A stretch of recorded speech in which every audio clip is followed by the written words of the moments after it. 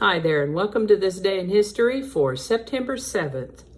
September 7th is the 250th day of the year in the Gregorian calendar, 251st in leap years, with 115 days remaining to the end of the year. Today's word is unguent. Unguent is a noun that means a soft, greasy, or viscous substance used as an ointment or for lubrication. A healing salve.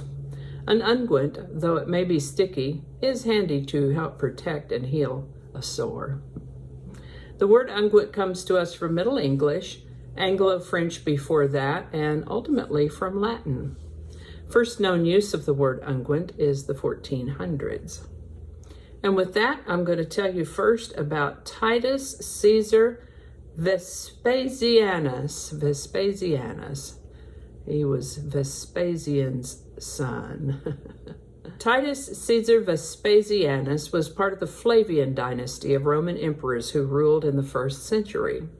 At the point of today's story, he wasn't quite emperor just yet, but would become so in a few years later on upon the death of his father, Emperor Vespasian. But at the time of today's story, on September 7th in the year 70, Titus was serving as a prefect of the Praetorian Guard, and it was on this day, September 7th, in the year 70, that a Roman army under Titus occupied and plundered Jerusalem.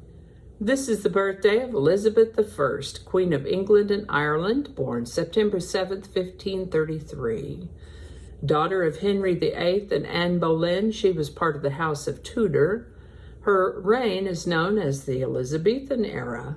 She served as queen from 1558, when she was not quite 25, until her death in 1604 at the age of 69. This is the birthday of American folk artist known as Grandma Moses, born September 7th, 1860. Her whole name was Anna Mary Robertson Moses. Seems like she always appreciated art. While working as a live-in housekeeper as a young woman, she admired the Currier and Ives prints hanging in her employer's home. And they were so kind as to provide her with some art supplies so that she could draw. Being a young woman, though, she had a busy life, got married, had a bunch of kids. The infant mortality rate was really high in those days, and only 5 of her 10 children survived past infancy. So her life was pretty busy. But she was a creative woman. She would do crafty things around the home. If she were alive today, she might have a YouTube channel and show people how to do creative things. She would, for instance, make embroidered pictures with colored yarn. She actually did that until arthritis made it too painful for her to do embroidery. When she was 76, her sister suggested that maybe painting would be easier for her to do, and her painting career took off. Once she started painting, oh baby, she was prolific. She made more than 1,500 paintings in the last 3 decades of her life. Her style might be considered primitive or naive, but she did an amazing job of depicting complicated compositions and scenes. I like her use of color too, fresh, clean. Initially, she would sell her pictures for $3 to $5, which sounds really, really cheap, but when you put that in the inflation calculator, it comes out to approximately $50 to $100 in today's money. Grandma Moses. An art collector discovered her work, and then her acclaim began to grow. We could go on for days about Grandma Moses, but we do need to move along here, so I'll just finish up by telling you that she lived to the age of 101. What a gal, Grandma Moses.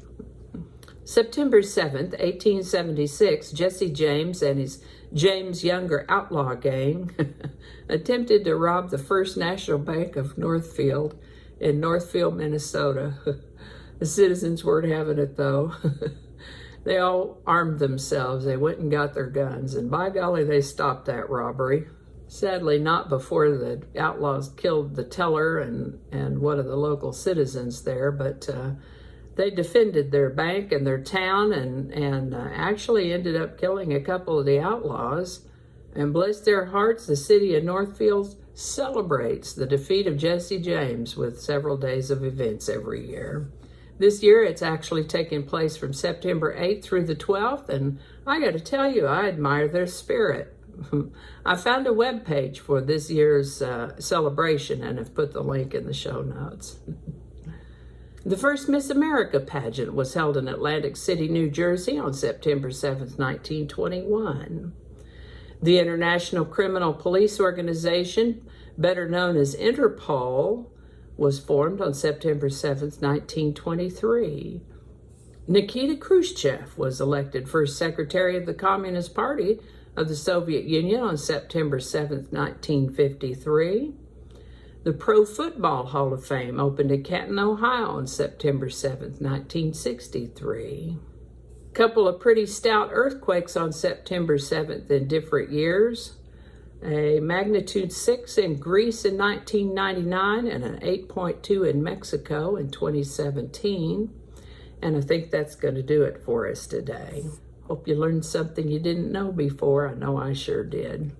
As always, links to my sources are in the show notes below. If we have images, they'll be from Bing Images, licensed free to share and use. Our outro music is Divine Life Society by Jesse Gallagher from YouTube Music Library, and there's a link to his channel in the show notes. Thank you so much for watching. Give it a like if you enjoyed this video. Consider subscribing if you haven't already.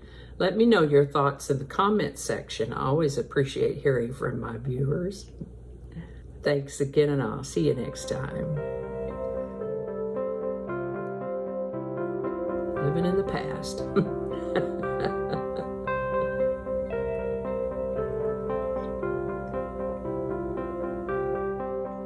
No ad libs. All right. Okay, for crying out loud. Good grief. All right, let's see here. Okay, do that again. We'll do that in a minute. Thank you. That might not make it into the video. We'll see. Changing it up.